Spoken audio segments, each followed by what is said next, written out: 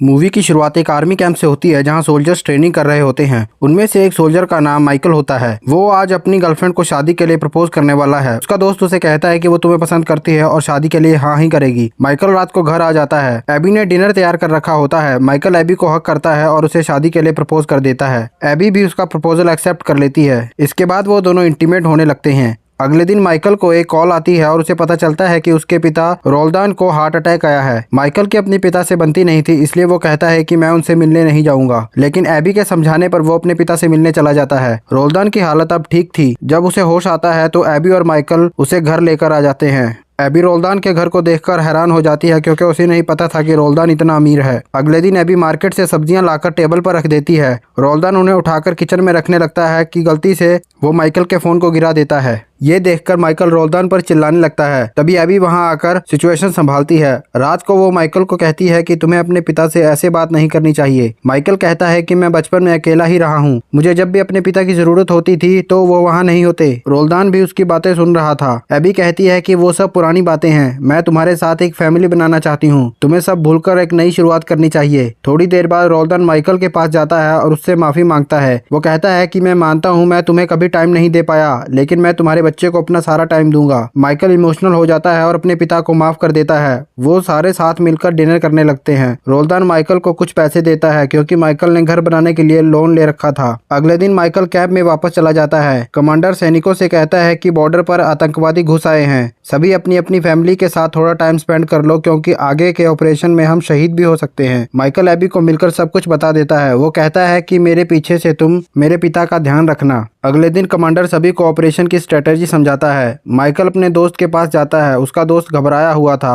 वो कहता है कि अगर मुझे कुछ हो गया तो मेरी फैमिली का क्या होगा। माइकल उसका हौसला बढ़ाता है और कहता है कि हमें कुछ नहीं होगा, हम वेल ट्रेन्ड सोल्जर हैं। रात को जब माइकल घर आता है तो वो बहुत परेशान होता है क्योंकि अगले दिन उसे मिशन पर जाना था। एबी उसके पास आती है और उसे रिंग लौटा देती है। वो कहती है कि ये तुम मुझे वापस आकर देना और इसके बाद हम शादी करेंगे। ये सुनकर माइकल काफी इमोशनल हो जाता है। अगले दिन माइकल एबी और रोल्दान को मिलकर मिशन पर चला जाता है। एक हफ्ते बाद माइकल एबी को कॉल करता है, लेकिन नेटवर्क खराब होने के कारण वो बात नहीं कर पाते। रात में जब एबी घर पर थी, वहाँ रोल्दान की बिजनेस पार्टनर टेरिसा आती है। वो कुछ पेपर्स पर साइन लेने आई थी। रोल्दान उन दोनों को इंट्रोड्यूस करवाता है और टेरेसा को लेकर अपने कमरे में चला जाता है। कमरे में रोल्दान पेपर साइन करने के बाद तेरेसा के साथ इंटीमेट हो जाता है। अगले दिन एबी और रोल्दान ब्रेकफास्ट कर रहे होते हैं, तभी तेरेसा वहां आ जाती है। उसे उन दोनों पर शक होता है कि इनमें कुछ तो चल रहा है। रात में तेरेसा रोल्दान के पास आती है और उससे पूछती है कि तुम दोनों में आखिर क्या चल रहा है। रोल्दान तेरेसा को समझाता है कि वो मेरे बेटे से जल्द ही शादी करने वाली है, हम दोनों में ऐसा वैसा कुछ भी नहीं है। उधर आतंकवादियों से लड़ते हुए कई सैनिकों के साथ माइकल की भी मौत हो जाती है। उसकी मौत की वजह से रोल्दान और एबी पूरी तरह टूट जाते हैं। एबी माइकल की मौत के बाद रोल्दान का घर छोड़कर जाने लगती है, लेकिन रोल्दान उसे रोक लेता है क्योंकि उसे पता था कि एबी पूरी तरह से अब टूट चुकी है।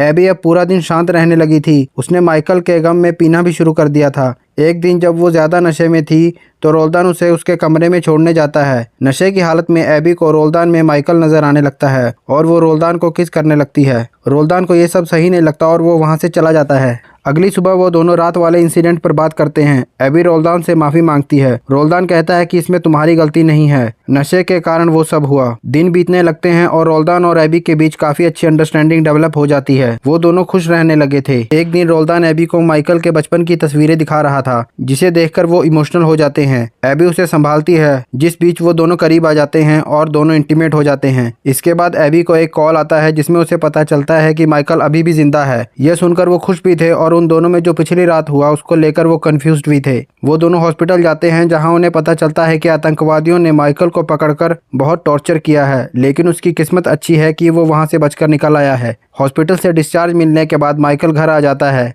लेकिन जंग की यादें उसे अभी भी परेशान कर रही थी। वो छोटी छोटी चीजों से घबरा रहा था। एबी अपनी फ्रेंड को बताती है कि मैंने माइकल के पिता के साथ मिलकर माइकल पर चीट किया है। उसकी फ्रेंड कहती है कि तुमने ये बहुत गलत किया है, लेकिन अब आगे से ऐसी गलती मत दोहराना। रात में माइकल एबी को रिंग पहनाता है और दोनों करीब आ जाते हैं। तभी माइकल को टॉर्चर याद आ जाता है और उसे दौरे पड़ने लगते हैं। वो एग्रेसिव हो जाता है, लेकिन फिर जल्दी ही वो शांत भी हो जाता है और एबी से माफी मांगता है। अगले दिन उसे फिर से दौरा पड़ता है और वो जोर जोर से चिल्लाकर अंदर चला जाता है। एक दिन रोल्दान अपनी और एबी की तस्वीरें देख रहा होता है, तभी वहाँ तेरेसा आ जाती है और उसे यकीन हो जाता है कि इन दोनों के बीच कुछ तो चल रहा है। रोल्दान उसे समझाने की कोशिश करता है लेकिन वो उसे समझाने में नाकाम रहता है। तेरेसा माइकल को जाकर कहती है कि तुम्हारी गर्लफ्रेंड का किसी के साथ चक्कर चल रहा है। माइकल गुस्से में होता है और अपनी गन निकाल लेता है। तभी रोल्दान वहां आ जाता है और कहता है कि एबी ने तुम्हारे अलावा कभी किसी से प्यार नहीं किया। तुम्हारे जाने के बाद भी मैंने उसे कभी किसी दूसरे लड़के के साथ नहीं देखा। लेकिन अब माइकल के मन में शक बैठ चुका था। वो एबी पर नजर रखने लगता है। जब वो एबी को अपने कलीग के साथ देखता है तो उस पर गन तान देता है। एबी बड़ी मुश्किल से उसे समझाकर घर ले आती है। घर आकर वो फिर से चिल्लाने लगता है और वहां से चला जाता है। वो एक बार में बैठा होता है जहां उससे एक लड़की फ्लर्ट करने लगती है। वो लड़की को लेकर एक रूम में चला जाता है और उसके करीब आने लगता है, लेकिन तभी उसे एहसास होता है कि वो गलत कर रहा है। वो लड़की को वहां से जाने को कहता है। उधर एबी को दुखी देखकर रोल्दान उससे बात करने आता है और दोनों एक दूसरे के करीब आ जाते हैं। तभी माइकल घर आ जाता है। जैसे ही वो रूम के पास आता है तो वो एबी और रोल्दान को आपस में बात करते हुए देख लेता है। उन दोनों को लगता है कि वो बाल बाल बच गए। रात को डिनर टेबल पर माइकल बताता है कि वो कैसे आतंकवादियों से बचकर निकला। सारी कहानी बताने के बाद वो गन निकालता है। उसे उन दोनों के अफेयर के बारे में पता चल चुका था। एबी उसे समझाने की कोशिश करती है लेकिन माइकल गुस्से में गन खुद पर तान लेता है। इसके बाद कुछ दिन बाद का सीन दिखाया जाता है। अब वो तीनों अलग अलग रहने लगे थे। रोल्दान माइकल को मिलने आता है और कहता है कि मैं बहुत बीमार हूँ। वो माइकल को एबी का एक लेटर देता है। लेटर में एबी माइकल से अपने किए की माफी मांगती है और कहती है कि मैं अब शहर से दूर जा रही हूँ। कुछ दिन बाद रोल्दान की हालत ज्यादा खराब हो जाती है। माइकल उससे मिलने आता है और रोल्दान को माफ कर उसे गले लगा लेता है और कहानी यहीं खत्म हो जाती है। अगर आपको वीडियो पसंद आई तो वीडियो को लाइक शेयर कमेंट जरूर करें।